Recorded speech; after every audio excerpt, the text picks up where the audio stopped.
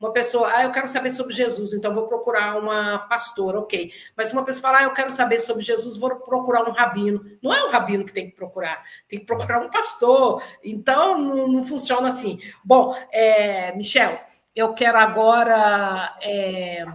vamos entrar agora na criação do Estado de Israel, em 1948, e agora vamos falar sobre um momento decisivo na história moderna, do povo judeu, que é uns falam criação do Estado de Israel, eu falo a refundação, tanto faz, e aí vem a pergunta que eu já quero te fazer.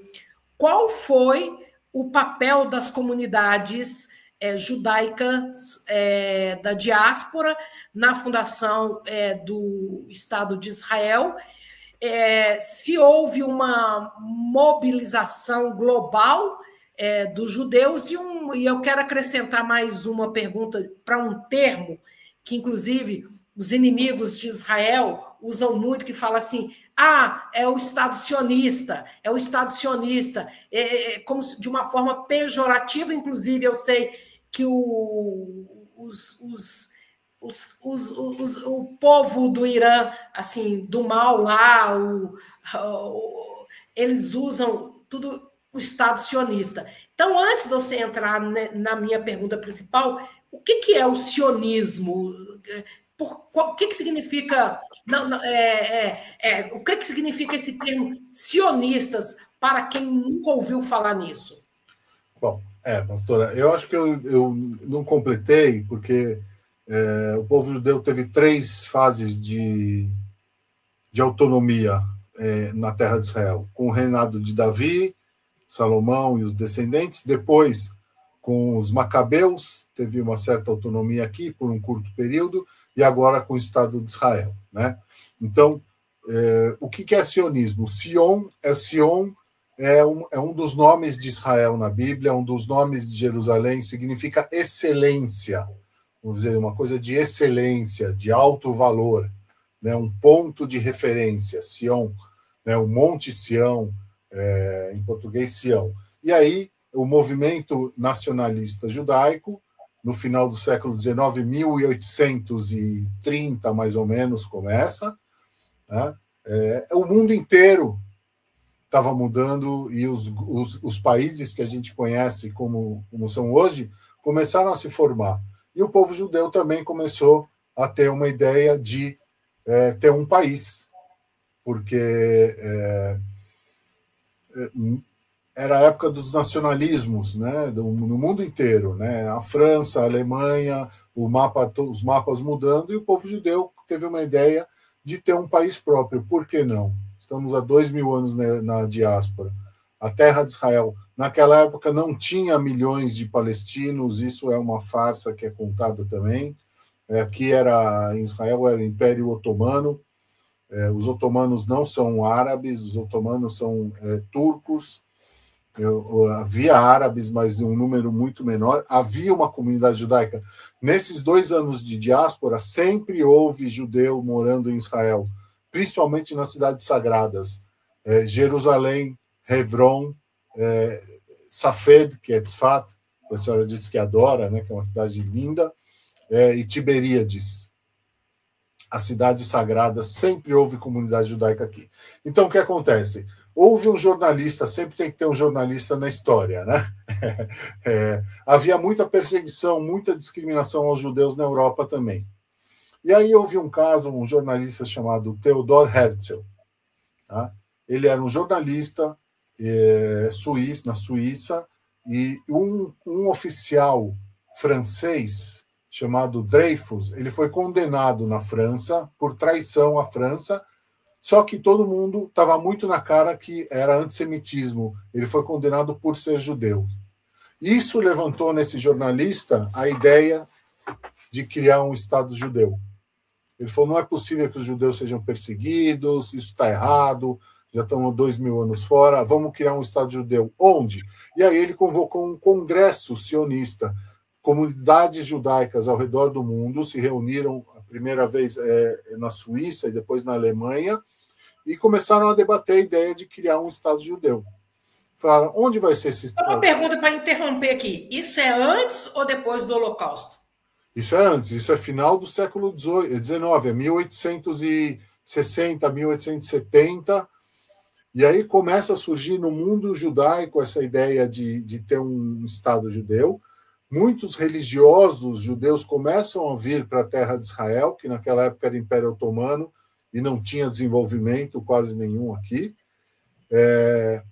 Começam a pedir, e aí eu já entro em outra questão também, que são judeus ricos, o Barão Rothschild, esses judeus que queriam criar o Estado de Israel, vão ao Barão Rothschild e falam, olha, a gente tem... O Barão era um judeu muito rico, né, da Europa, e dizem para ele o seguinte, nós queremos criar um Estado judaico. Eles dizem onde?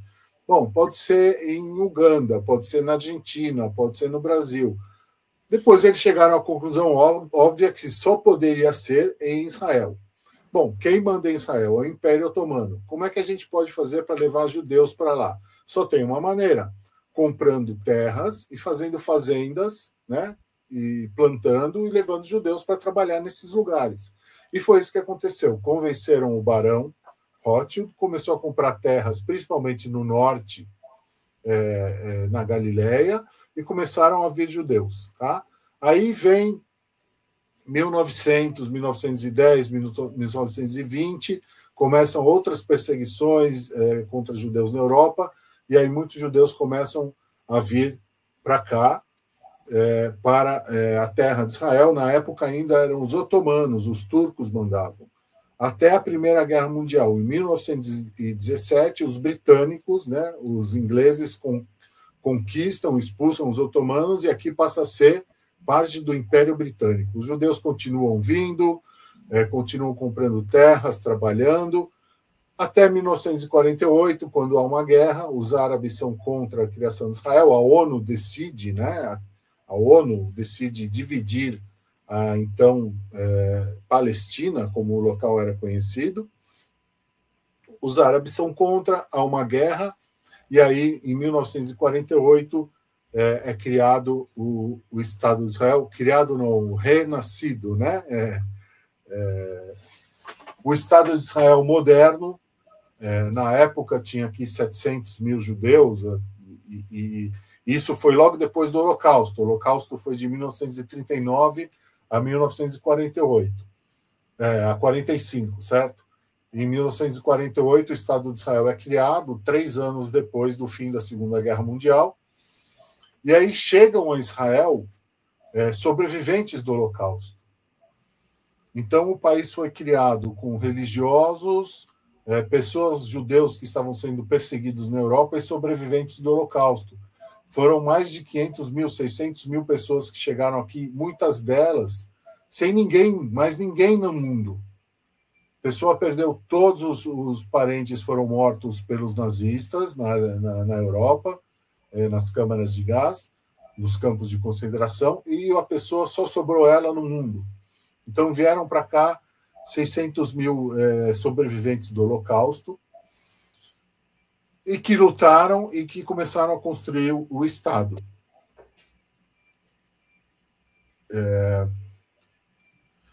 Então, eu quero mostrar algumas profecias. Essa é importante. Eu vou até preparar aqui, porque eu quero ler os ossos secos, eu quero fazer uma leitura também em hebraico. Tá.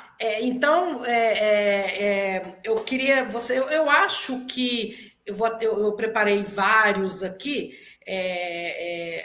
mais textos, mas eu acho que a gente poderia você ler em hebraico, e para ganhar tempo eu coloco aqui na tela em português. O que você acha? Vamos lá. Ó, aí você lê só o Ezequiel 37, 1, 2 e 3. Aí você espera, quando você for ler o 4, o 5 e o 6, eu mudo a tela, mas você me avisa, porque eu não sei o hebraico o suficiente para saber que você mudou, tá bom? Ezequiel 30 e... Okay, já está aí em português, ó, só que você vai ler em hebraico, e é maravilhoso a gente poder ouvir o idioma hebraico. É maravilhoso. Então, הייתה עליי יד אדוני ויוצאני ברוח עד השם וניחני בתוך הבקעה והיא מלאה עצמות והעבירני אליהם סביב סביב והנה רבות מאוד על פני הבקעה והנה יבשות מאוד. Estavam muito secos. ויאמר אלי בן אדם, יתחיינה העצמות האלה, esses ossos poderão tornar a viver? ויאמר אלי, אדוני השם, אתה יודע, ó soberano Senhor, só tu o sabes. Agora eu mudo, aí. Agora o 4, 5, 6. ויאמר אלי, הנבא את העצמות האלה, ואמרת אליהם.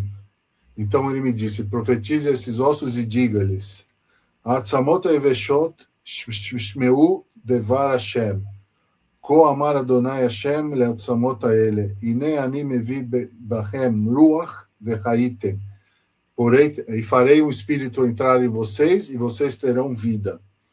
ונתתי עליכם גידים, והעליתי אליכם בשר, וקרמתי אליכם אור, ונתתי בכם רוח, וחייתם וידעתם כי אני השם.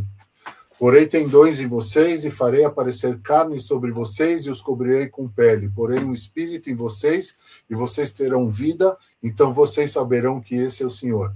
Essa visão, ela é muito forte, porque ela condiz com a visão daqueles judeus nos campos de concentração magros, praticamente só ossos, né?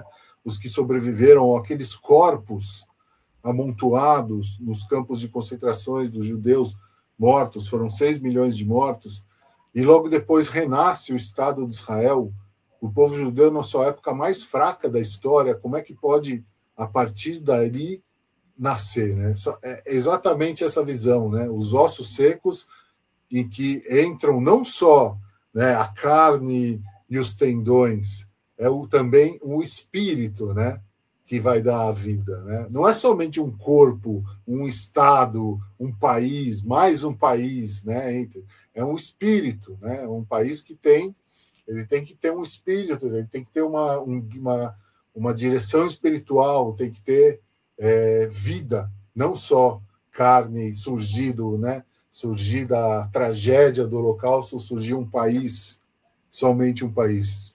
Se for isso, não, ou seja, já é um milagre, mas não é suficiente. Ele tem que ter também o espírito e a vida.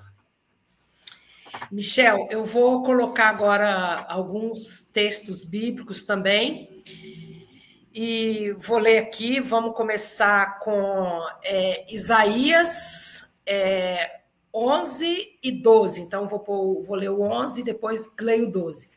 Naquele dia, Yahvé estenderá o braço pela segunda vez para resgatar o remanescente do seu povo que ficou na Síria, no Egito, em Patros, no alto do Egito, em Cuxê, não sei se eu pronunciei certo, na Etiópia, em Elião, em Sanaá, na Babilônia, em Ramate e nas ilhas do mar.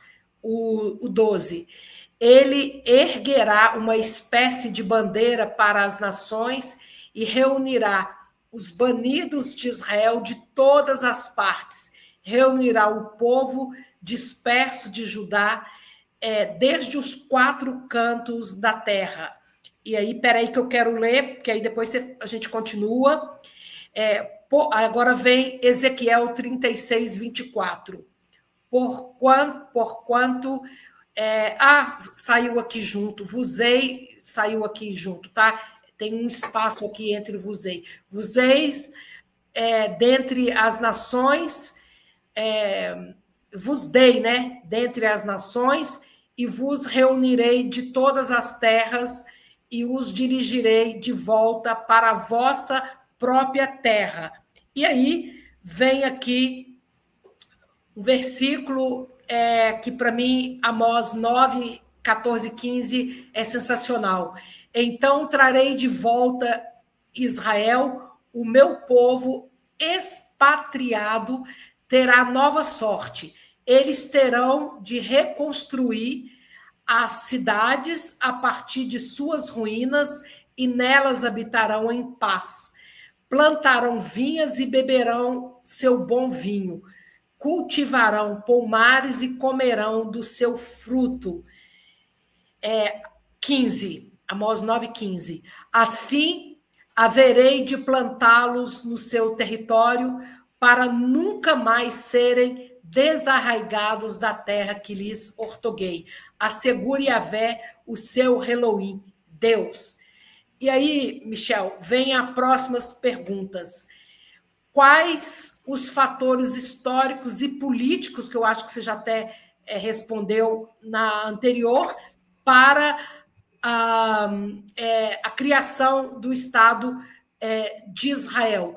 E aí é claro que não tem como deixar de falar do fato histórico que é a partilha da Palestina, o Holocausto e a partilha da Palestina, e não tem como também não colocar aqui Oswaldo Aranha, o brasileiro Oswaldo Aranha, e, enfim, vou deixar com você para que você possa nos falar sobre esses milagres já cumpridos. Isso. Bom, então a ONU, o povo judeu já organizado, no início do século XX, 1910, 1920, começa a vir para a terra, então, palestina, que ainda era, né, Império Otomano, até 1917, chegam os britânicos. Os judeus continuam vindo em ondas, já havia muito antissemitismo, ódio aos judeus na Europa, começam a chegar mais judeus e mais judeus a construir kibbutz, a construir fazendas coletivas, começam a construir cidades, as grandes cidades, Tel Aviv, que é a primeira cidade judaica da história, né? Construída a partir do zero por judeus. Então, até que os britânicos decidem, há muita confusão entre judeus e árabes aqui, muitos árabes começam a vir para a terra de Israel quando os judeus chegam, porque começa a trazer desenvolvimento, começa a trazer trabalho, muita confusão, muita briga entre judeus e árabes, até que os britânicos levam a questão para a ONU e dizem, olha, tem a terra da Palestina, nós queremos sair de lá, é muita confusão, é muito problema, nós achamos que os judeus precisam ter um país, o mundo, havia um consenso no mundo de que era chegada a hora de ter um país dos judeus, e aí houve essa decisão da ONU, essa votação em que quem conduziu a votação na ONU para decidir dividir aqui a terra foi o brasileiro Oswaldo Aranha, inclusive o martelo que ele usou nesse dia 30 de novembro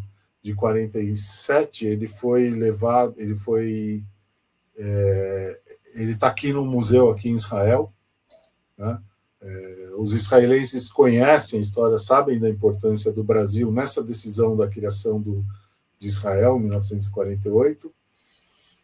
E aí começa a guerra e existe... os países árabes decidem invadir. Eles não concordam e decidem invadir Israel e dizem que vão expulsar os judeus daqui. Os judeus, de uma maneira certamente milagrosa, né, com sobreviventes do Holocausto e com poucos recursos, conseguem ganhar essa guerra e começam a construir o país. O país, Israel, no começo, nos anos 50, de 1950 a 1960, era um país muito pobre. Existia racionamento aqui, as pessoas recebiam cartelas com quantidades de manteiga ou de leite, ou de carne, sim. Isso eu não sabia. E os judeus que chegavam dos países orientais, que fugiram dos países árabes, né, da Síria, do Líbano, do Egito, foram praticamente expulsos com a roupa do corpo, porque eles queriam acabar com Israel e expulsar os judeus. Foram colocados para morar em campos de refugiados no país inteiro, aqui em Israel, em barracas, né, sem recursos, com restrição econômica, não tinha comida para todo mundo, era um país agrícola, um país que estava começando, racionamento, até que Israel decide, e eu acho que é uma coisa importante, houve uma grande discussão dentro de Israel, né, receber indenização da Alemanha pelo Holocausto. Foram 6 milhões de judeus mortos, a Alemanha reconheceu, perdeu a guerra, reconheceu e ofereceu, e houve um acordo para Israel receber reparação, indenização em dinheiro pelo extermínio. E houve uma discussão muito grande em Israel, porque muita gente dizia nenhum dinheiro pode curar, né, essa maldade que foi feita. Mas os líderes de Israel, principalmente o primeiro primeiro-ministro de Israel, que chama o David Ben-Gurion, uma figura conhecida, ele disse para o povo, olha, nós estamos aqui com restrição alimentar, nós não temos comida para todo mundo, é hora da gente saber que nós precisamos de uma certa, não perdoar, mas nós precisamos reconhecer que também o que nós sofremos e o que a Alemanha está disposta a fazer. Enfim, no final das contas, depois dessa grande discussão, Israel recebeu a indenização da Alemanha, conseguiu se recuperar economicamente, e aí, a partir dos anos 60, 70, ainda era um país pobre, um país pouco desenvolvido. A partir dos anos 80 e 90, Israel começou a subir de uma maneira, principalmente por causa da tecnologia. Hoje em dia, o país, 76, 77 anos depois de idade, é um dos países mais desenvolvidos do mundo, um dos países com o PIB, o Produto Interno Per Capita, quer dizer, os índices econômicos são quase, ou às vezes até maiores do que países da Europa. É um dos países que lidera em tecnologia agrícola, em tecnologia geral, empresas de alta tecnologia, exporta para o mundo inteiro. Ou seja, foi um caminho curto por enquanto, mas um caminho que já levou Israel a ser um dos países mais, um dos líderes do mundo. E não tem quem não fale de Israel hoje praticamente todo dia, né? E diante disso não tem como dizer que não. Por isso que eu chamo, Michel, Israel da terra dos milagres, que isso para mim é um milagre, e já partindo